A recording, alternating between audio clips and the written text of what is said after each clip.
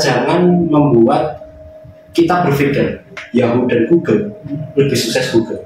Sudah betul.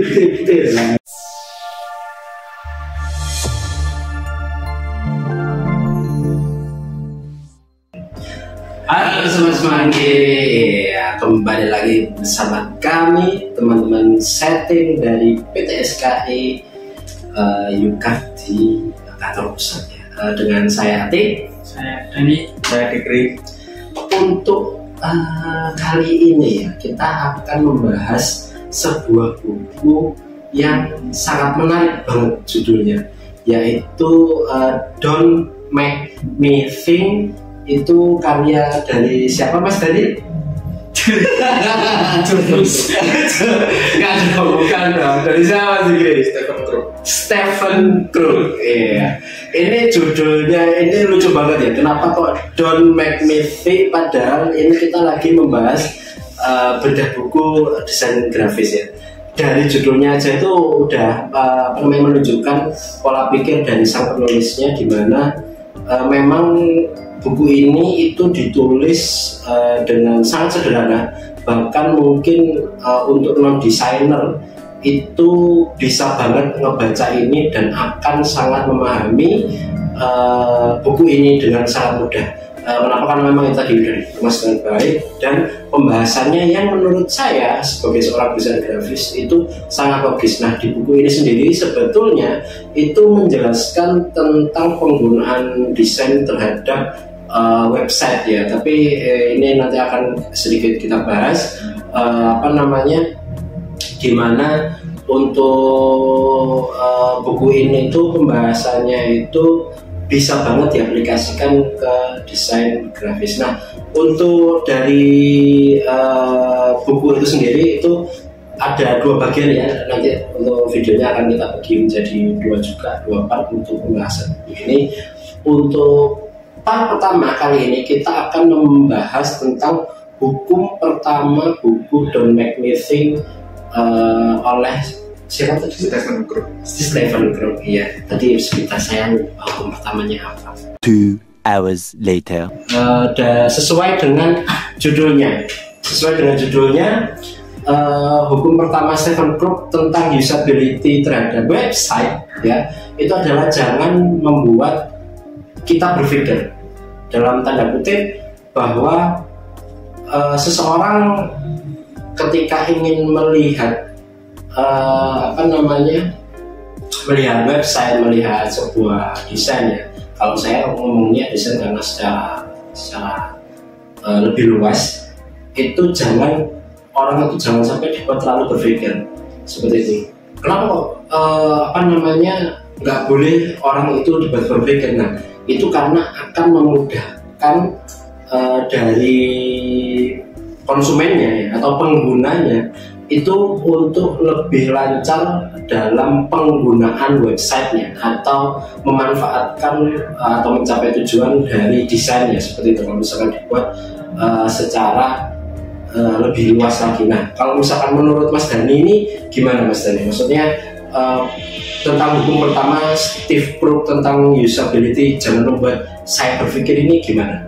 Ya, kalau dari buku ini kan ada salah satu poin ya, yaitu bagi laman ke dalam sejumlah bidang yang didefinisikan dengan tegas. Itu maksudnya apa? Jadi ketika kita membuat sebuah website, kita harus merancang terlebih dahulu, dalam arti kita harus mengelompokkan produk-produk yang ingin kita jual. Seperti contoh e-commerce warna hijau ya. Nah, di situ kan juga ada salah satu sub menu di mana isinya itu adalah fashion. Dan di dalam fashion sendiri itu ada berbagai macam produk yang ada, baju, mungkin celana atau kaos kaki. Jadi sebelum kita membuat itu, kita harus merancangnya atau mengelompokkannya supaya nanti user itu bisa langsung straight to the point untuk mencapai tujuannya. Jadi nggak perlu cari satu-satu, tapi cukup langsung masuk ke fashion.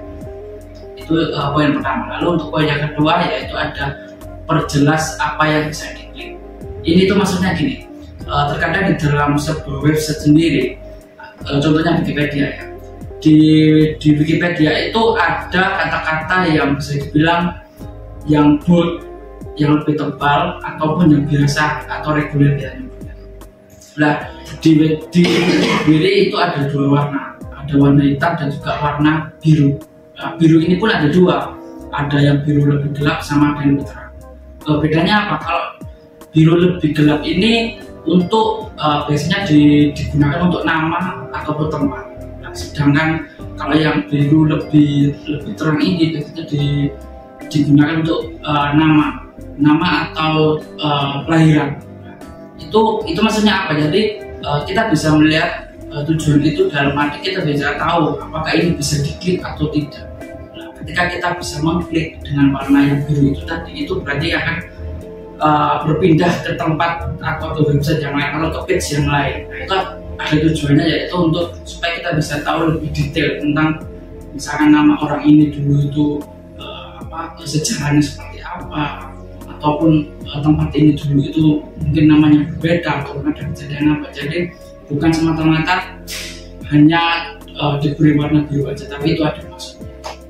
Oke, berarti kalau misalkan dari poin pertamanya Mas Dani tadi kan membagi halaman dalam sejumlah bidang dan pendefinisiannya itu harus lebih tegas gitu ya. Jadi memudahkan pengelompokan dalam penyampaian kita sebagai yang pembuat website kepada user sebenarnya. Jadi memudahkan secara visual agar tidak terlalu berpikir seperti itu ya. Jadi gampang kalau misalkan pengelompokannya pada baju-baju yang jualan baju ya, maka dibuatkan secara jelas bahwa itu bagian dari baju-baju ya gitu ya.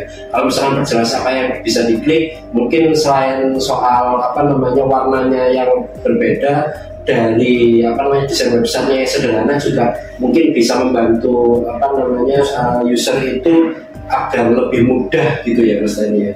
Oke, kalau misalkan menurut Mas Diki ini gimana Mas Dani? Lanjut dari kejadian tadi ya. Okay. Poin yang dapat pertama itu buat hierarki visual yang jelas.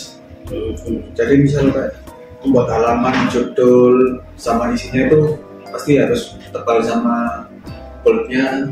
Judul pasti banyak kan bold dan juga besar. Kalau yang isinya pasti regular biasa standar. Terus yang kedua itu warnanya lebih kontras. Jadi kayak betul Mas Dani, warnanya biru, ada yang sampai ke website yang pasti beda lagi warnanya. Ada warna kayak biru itu. Menggunakan ruang kosong di antara elemen-elemen untuk memisahkan informasi dan membuat tampilan lebih menarik. Terus yang kedua itu ada manfaat konvensi. Manfaat konvensi itu ada 3: mengurangi beban kognitif, yaitu pengguna bisa langsung memahami cara penggunaan produk tanpa harus mempelajari semua dari nol. Yang kedua, meningkatkan kecepatan dan efisien. Dengan menggunakan elemen-elemen desain yang sudah dikenal, pengguna dapat menyelesaikan tugas mereka lebih cepat. Dan ketiga, menyediakan pengalaman penggunaan yang positif. Jadi kalau misalkan menurut Mas Diki di dalam buku ini menjelaskan soal hierarki visual dan pemanfaatan konvensi gitu ya. Jadi kalau misalkan kita ngomongin hierarki visual yang jelas, sangat mirip banget dengan hierarki visual pada desain grafis ya. Jadi kalau misalkan ngomongin pengaplikasiannya, kalau misalkan kita untuk user ya, apalagi ya, berarti kalau yang namanya judul ya pasti harus besar kan kayak gitu ya, harus bold gitu. Nggak mungkin kalau misalkan clickbait itu juga termasuk ya, memang kita nggak bisa dipungkiri ya, kalau misalkan clickbait itu kan termasuk hierarki visual yang ingin kita sampaikan, pesan yang ingin kita sampaikan agar user itu tertarik kayak gitu, aku mau melanjutkan menonton ini atau membaca ini. Dan yang terakhir itu pemanfaatan konvensi terkait penggunaan warna dan kawan-kawan tadi ya Mas. Ya. Kalau misalnya saya sih memang ini ya, kalau misalkan ngomongin apa yang dibahas oleh hukum pertama Steve Krug ini ya, jangan membuat saya berpikir ini tuh, saya tuh ini sih setuju banget. Dalam tanda kutip, kita bisa lihat prakteknya bahwa Yahoo dan Google lebih sukses Google. Karena kan Google yang luar biasanya adalah open page ya, maksudnya homepage ya, itu cuma sekedar tulisan Google dan search engine ya. Walaupun sekarang Google ada iklannya ya, dalam tanda kutip iklannya hanya akan muncul ketika kita melakukan pencarian, dan itu pun biasanya iklannya dalam bentuk teks biasa, website yang diiklankan, jadi bukan ada foto banyak ya kan seperti Yahoo atau mungkin bahkan wah Zeus sudah seperti seperti mungkin ya, karena berita kan iklannya, sponsorshipnya kan ada di mana-mana ya. Kita mau klik apa tapi tiba-tiba nongolnya iklan, nongolnya marketplace hijau, nongolnya tiba-tiba marketplace orange seperti itu. Nah ini yang membuat justru sangat berpengaruh buruk kalau menurut saya ya, pada user. Kenapa? Karena kita jadi males buka webnya gitu. Jadi sama juga untuk pengaplikasian dalam desain ya, bahwa ya semakin simpel itu akan menarik perhatian lebih besar gitu. Jadi simpel bukan berarti maknanya kecil, tapi justru simpel itu malah bisa membuat hal kecil terlihat lebih besar seperti itu. Kayak gitu sih kalau misalkan ya ini bukan artikel guys. Kalau saya sih gitu Kak Mas Dani. Iya ya. Sebagai seorang desain grafis juga kita juga harus nggak hanya membuat desain ya, tapi kita juga harus memikirkan sebagai user juga, atau bisa dibilang ada user interface atau user experience, itu juga harus diperhatikan supaya user juga nggak kebingungan atau nggak kelamaan nyari-nyari. Jadi kalau bisa langsung langsung ke tujuannya, apa yang dia cari, itu juga bisa mempersingkat waktu, dan justru user juga malah semakin senang gitu kalau misalnya usernya UN-nya juga simpel. Ada yang mau tambahin? Simple. Gimana? Desain website yang pasti banyak kan langsung ke website yang dituju yang diinginkan. Betul. Pasti kalau diganggu sama kayak iklan yang jelas, pasti kan mengganggu pencarian. Betul. Dan nggak mood lagi untuk mencari di website itu lah. Betul. Terus yang kedua kan tampilan websitenya lebih simple, mudah dibaca sih. Itu ya benar-benar memang berpengaruh banget ya, mudah dibacanya gitu ya, mudah dibacanya gitu ya. Kita nggak kalau misalkan contoh lain kayak ya sebenarnya cukup aneh juga sebenarnya kalau misalkan kita melihat mobile banking BCA mobilenya itu ada dua desain, di mana ada satu desain yang lebih modern, ada satu desain yang lebih simpel. Kalau misalkan menurut saya sendiri memang yang simpel itu tujuannya untuk pengguna yang tua-tua seperti itu. Tapi ya sebenarnya memang nggak serta merta untuk orang tua, tapi memang kalau misalkan penggunanya memang hanya sesederhana itu ya kenapa enggak kan gitu ya, selama tujuannya tercapai. Itu sih kurang lebih dari kami. Saya Atik, saya Fikri, sampai jumpa.